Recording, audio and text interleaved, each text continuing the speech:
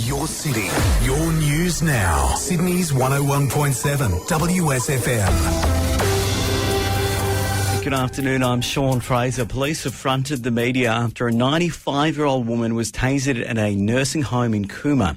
The elderly resident, who suffers from dementia, was apparently holding a steak knife when she was stopped by police yesterday. She fell and hit her head and remains in a critical condition. Assistant Commissioner Peter Cotter explaining what he's seen on the body-worn camera. The police and a number of staff, both paramedics and otherwise, engaged in conversation with her to de-escalate the matter, for her to drop the knife, and that went on in a conversation for a number of minutes. I'm not going to talk about the exact words used, but the words were clear to de-escalate the matter. Claire approached the doorway where the police were, and at that stage the officer discharged the taser. I want to highlight personally and on behalf of the organisation the care and the empathy and the sympathy we feel for the Nolan family. Claire Nolan, as we know, a 95-year-old lady and resident of a nursing home in Cooma. But of course, her legacy is a number of children and grandchildren. We feel for all her family.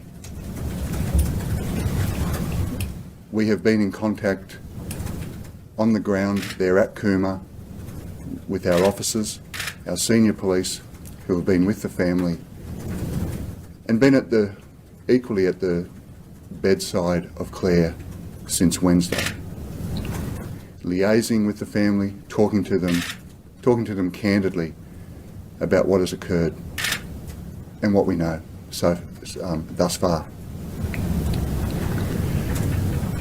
As a senior member of the organisation, and on behalf of the Commissioner of Police, I've also spoken with one of the daughters, who was essentially the spokesperson on behalf of the family. We have extended, again, our sympathy and our concern for what they've gone through over the last couple of days and Claire's health. I've assured them that an independent investigation is underway, and that we, the police, treat this matter with extreme significance. On Wednesday morning, the 17th, police were called to the nursing home in Cooma. The call was along the lines of one of the patients, Claire, having a knife in her possession. Paramedics responded, police responded, and Claire was located within the nursing home facility. At the time, she was in a room. She did have a knife in her hand, and it is fair to say that she was armed with that knife. The knife in question is a steak knife, a serrated edge knife that she had obtained from the kitchen area of the nursing home a couple of hours earlier. Negotiations commenced with Claire to essentially drop the knife. For whatever reasons, Claire did not do that. One of the police officers who responded, a senior constable, activated his taser, which struck Claire, whereby she fell to the ground, striking her head. Immediate medical care and attention was delivered to Claire by the nursing staff and the paramedics, and also the officers involved. As a result of that injury to her head, she was taken to the Cooma District Hospital, which is where she remains today. It is equally fair to say that she is in a state of ill health. She's a 95-year-old lady who suffers from some of the general frailties of that age. But the injury that she suffered as a result of hitting her head on the floor has rendered her bedridden at the moment. I'm not in a position to talk about her diagnosis or essentially her prognosis, except to say that she remains in a critical condition and her family and extended family surround her and have done since about midday on Wednesday. There are significant concerns clearly for her health and where that may lead. Following on from that specific incident, an investigation was commenced. As is the norm, when during a police operation or a police response and someone is injured, whether that be a member of the public, whether it be the police themselves, or whether it be an offender, or perhaps in this case, Claire. An investigation is commenced, and that's called a critical incident investigation. Given what was before us at midday on Wednesday, this investigation was nominated as a level 1 critical incident.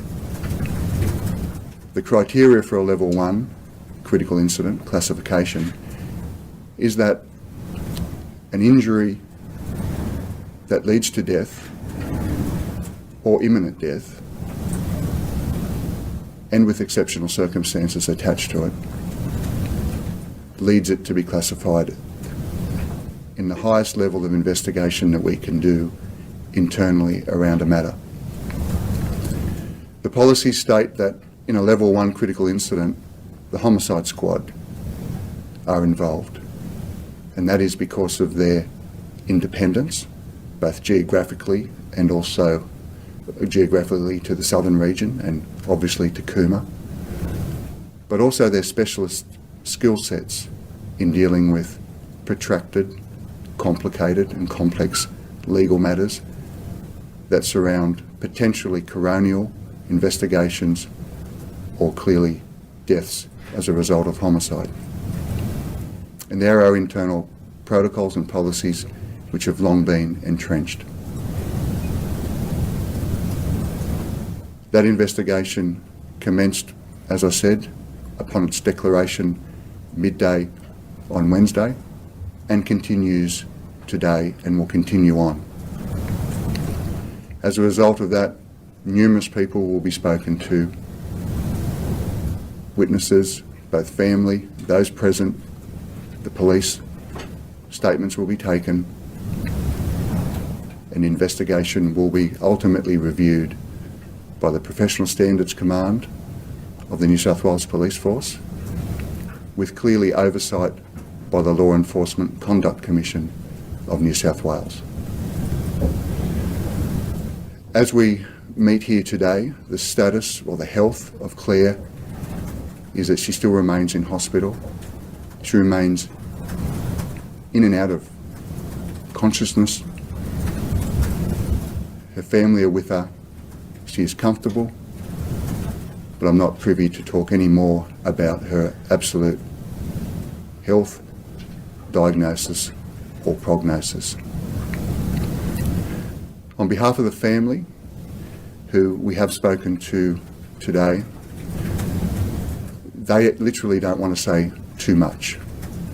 They don't want to say too much through me as a conveyor of any message, and equally they don't want to say too much personally to the press. What they have asked of us is to express on behalf of them that if they could be left alone to attend to their mother, grandmother, and because her health and their sadness at this stage, to be fair, is their main concern. So we ask that the media just give them a little bit of time to understand their situation and deal with Claire's position.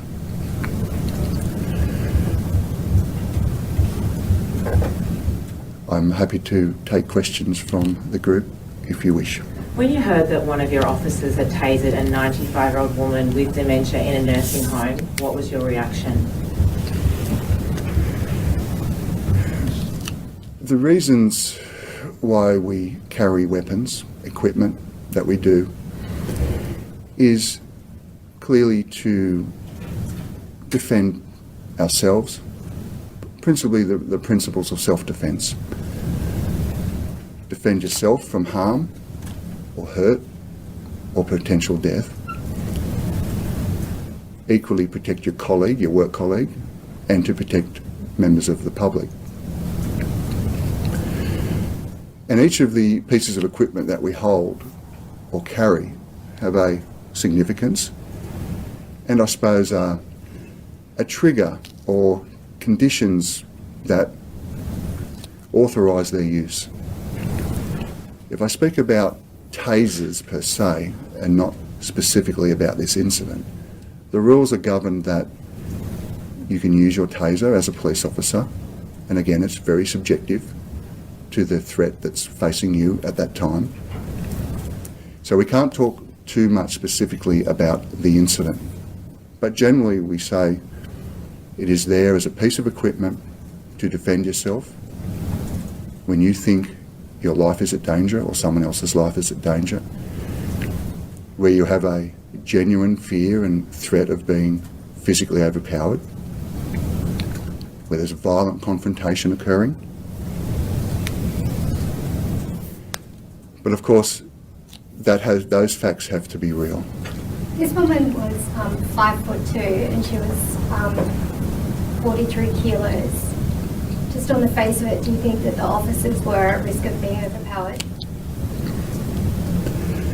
Again, subjectively, I can't transport myself into the mind of the actual officer or officers. What I can say is that this is a very live and very serious investigation of which the homicide squad is investigating, and in the rights to everyone involved, the investigation process has to carry on. Sorry, how many years experience do the police officers have? They are in their early teens of experience. The officer involved specifically has around about 12 years experience. Can you understand the public outrage? And again, I would love to know your reaction to a 95-year-old woman being tasered. It seems unfathomable that she could have presented such a threat of life to officers or anyone else with a steak knife. The response of the organisation has been consistent since Wednesday. I think all of our opinion around it, whether it be a personal opinion or a professional opinion, is a matter for concern. We are concerned about the matter. That's why we have commenced the investigation we have. We have spoken about it in the upper echelons of this organisation. I'm sure it's discussed at every level across this organisation. We are very concerned about what occurred the other day, and that's why we have the investigation alive that we have at the moment. Is that can I just ask please, is that officer still on duty or has been removed from duty, and what is going to happen? Is there an action to be had in terms of his current standing in the police? Well, clearly his duty type will be under review, understanding that this is a live investigation and he has the opportunity to be spoken to and be interviewed. If at some stage we believe interim action has to be taken, then it will be taken. At this stage, he is non-operational, he is not in the workplace, and any ultimate sanction, if that is the determined and end result, that will be taken. The police were wearing body cam footage. The family have been told that footage is confronting. Have you seen that footage? I have seen the footage, you are correct. Both officers had their body-worn video activated. The incident in totality is captured, both audio and visual. and I have seen it, and I understand what I've seen. Do you agree that it's confronting footage? It is confronting footage. Will you release that footage to the public? No, it forms a significant and integral part of the investigation, and it is not in the public interest to be releasing that. Please. Did the police use any other de-escalation tactics between trying to negotiate Claire to drop the knife and deploying the taser? The police and a number of staff, both paramedics and otherwise, engaged in conversation with her to de-escalate the matter, for her to drop the knife, and that went on in a conversation for a number of minutes. I'm not going to talk about the exact words used, but the words were clear to de-escalate the matter. Claire approached the doorway where the police were, and at that stage the one officer, discharged the taser. Just to clarify, was it in her room or a room? It was in a room. She had left her bedroom and had walked around the nursing home facility. Not sure for exactly how long, but probably for a couple of hours. She was out of her bed. She'd gone to the kitchen. She'd accessed the knife, and she was in a treatment room. I think it's classified as. So where medical treatment, a small confined space room where treatment would be normally administered during working hours, and she was in that room by herself. Usually in aged care homes, when you're dealing with dementia sufferers, there are restrictions placed on certain patients where they can't gain access to knives or sharp instruments that they may hurt themselves or others. Do we understand why in this particular setting there was that access to a knife? That's a matter for the health facility, the aged care facility themselves to address. Those questions, really pertinent, really relevant. However, we're not sheeting home any blame to anyone around this other than the incident that occurred. The New South Wales Police Force own this incident, and that's why we're investigating it. And the question you asked around accessibility to a knife or any other part of the nursing home will definitely form part of the investigation, and clearly potential recommendations to aged care facilities in general. How long will the officer be stood down for? I beg your pardon? How long will the officer not be working for? He is, through procedural fairness, he is to be interviewed. He's not in the workplace at the moment. That'll be reviewed consistently and constantly as we progress through this investigation. Do you think police could have been more transparent over the last 2 days? Initially we got a statement, there was no mention of times, place, no taser, yet we got a very detailed statement just a couple of hours ago, just more than 2.5 days after the incident. Yeah, we've been working closely with the family. We've been understanding their wishes. We've been understanding our legal position with the officers involved. And we've been carrying out the investigation. Collectively, we've determined this morning to be the most appropriate time to release more information and do this very stand-up. Can you confirm if ambulance officers had actually been there for some time before police arrived, and were police coming from somewhere else because they took a longer time to get there? Yeah, I haven't got the exact chronology, but my understanding is the ambulance paramedics arrived first. Police had to be recalled to duty to attend this incident, so perhaps that explains. As in, like, they had gone home for the day and they had to come? Yes, Cooma is not a 24-hour police station, so yes, people were called into duty. And so how long were ambulance officers there by themselves dealing with this incident, do you know? I don't know. I'm not, as I said, I'm not intimate with the absolute investigation. It's not my role to do that. As I said, others are doing that independently. They were certainly there a time beforehand, and they were engaging in conversation with Claire, to my understanding, but I can't give an exact time frame. Could this officer face criminal charges? I'm not going to answer that question for very obvious reasons. Why not? What are the reasons? Well, the procedural fairness to the officer. Let me answer it this way. Clearly, officers in any general sense, any member of the public, any member of the emergency services, any member of the police force is not above the law. Our actions, whatever we do and wherever we do it, are always under review. If a threshold is met where it changes from being a departmental issue into a criminal issue, we are certainly mature enough and transparent enough as an organisation to do what has to be done. So this officer isn't above the law, but you won't answer the question of whether he could face criminal charges. I have answered the question for you. I'm not the investigator, and I'm not in a position to talk about whether this officer will or will not face criminal charges. What I've said is that no officer, not one of us, is above the law, and all our actions will be scrutinised robustly and from a criminal perspective, as well as a departmental perspective. And if it tips into either of those domains, you can be rest assured that if it lands there, and I'm talking in a generic sense, then criminal actions will be taken.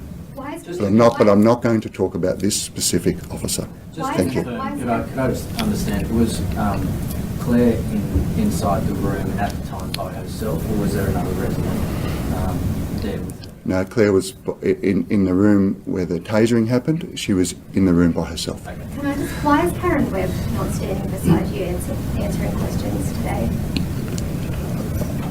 I am here as a senior representative of the organisation.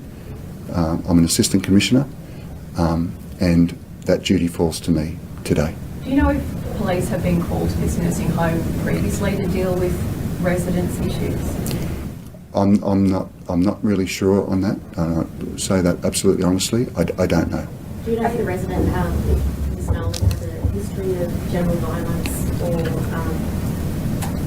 further to that question, have they been? Look, I'm not in a position to talk about Claire's medical history, clearly. I have no authority on behalf of the family to talk about what she may or may not have done in her later years.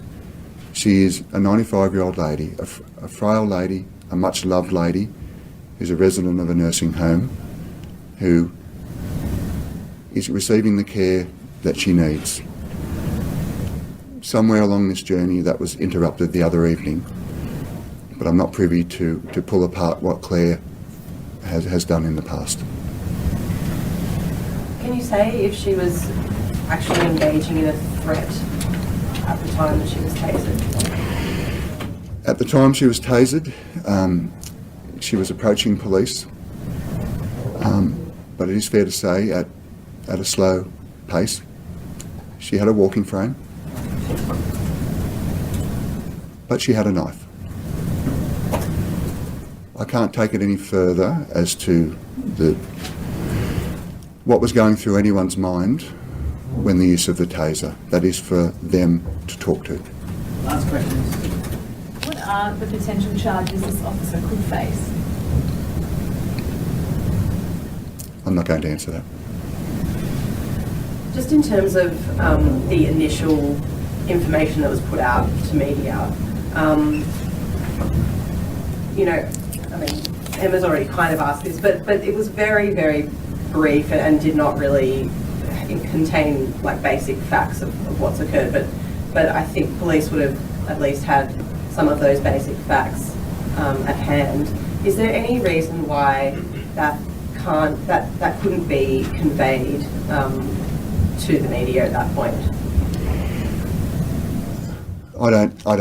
I understand your question and I thank you for it. And I equally thank you for your question about criminal charges. I know where you're going with it, but in absolute fairness to everyone involved here, I'm not going to talk about this specific officer and any criminal charges. So let me just soften that one for you. But please don't ask it again, because I think I'm clear on it. To your question, please, and thank you for it.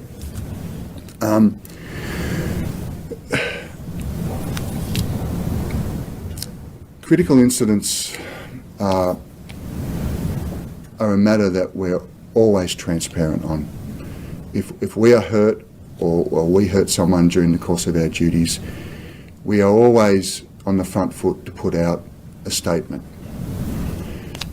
We have to be very sure before we put out all the specific details. We sometimes have to let time and investigation inform us of our better and best position before we put out all of the material. And in fairness, that's why we're here today. We've had the time to deal with the family. We've had the time to review the matter. We've put the proper investigators in place. And in a general sense, we have a much better informed today to give an honest and transparent and open position of what occurred on that early morning a couple of days ago, and be in a confident and legal and sensible position to talk to what's happening right now and what's going to happen in the future. Commissioner, how many times was the taser discharged? I will answer that, thank you. Thank you for that question. The taser was discharged once, and that's absolutely a fact. How many officers were there? How many police officers responded? There are 2. Thank you very much. Thank you so much for your time. Appreciate it.